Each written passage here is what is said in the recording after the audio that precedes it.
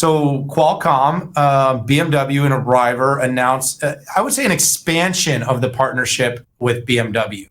To be clear, if you've listened to CEO Cristiano Amon for any period of time now, you've heard him talking about open, scalable, extensible digital platform, digital chassis to the automobile. The BOM of an automobile by 2030 is going to be something around 20% semiconductors.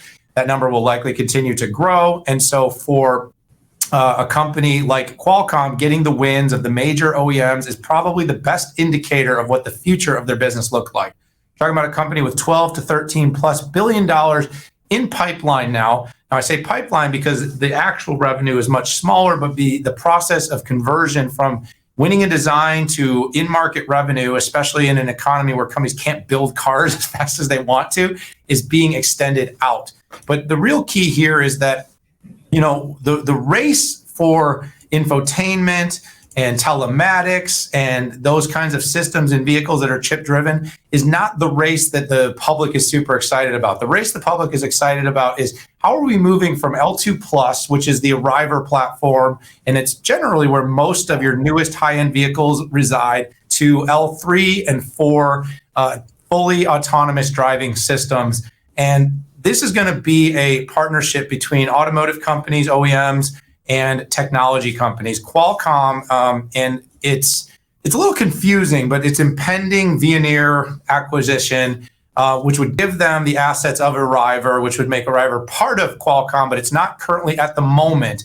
But in the long run, they're going to bring this technology in-house. They're going to develop this technology. And the goal, to be very clear, is not just about L2 Plus, but it's really about building L3, L4, and beyond, and being the partner. And then, of course, having that open, extensible, think Kubernetes for your digital chassis. You got building blocks, building blocks, building blocks. And so that's where it's at. This partnership, like I said, just further validates. We've had partnerships announced by Qualcomm with Renault, with GM, with BMW, and plenty of other OEMs that are using Qualcomm in different capacities. And that open building block approach is going to be good because even if they don't win the whole design, they're going to win pieces of the design because of that level of flexibility. But this win, BMW Group, a company with great pedigree, a prestigious brand, but also a highly scaled brand in market, and a company that's very cautious and thoughtful about the partnerships they make, a very good indication for Qualcomm's long-term automotive prospects. Yeah, real quick. To me, this is a testament to open software platform for cars, or specifically for ADAS and autonomous vehicles. And nothing in automotive is easy.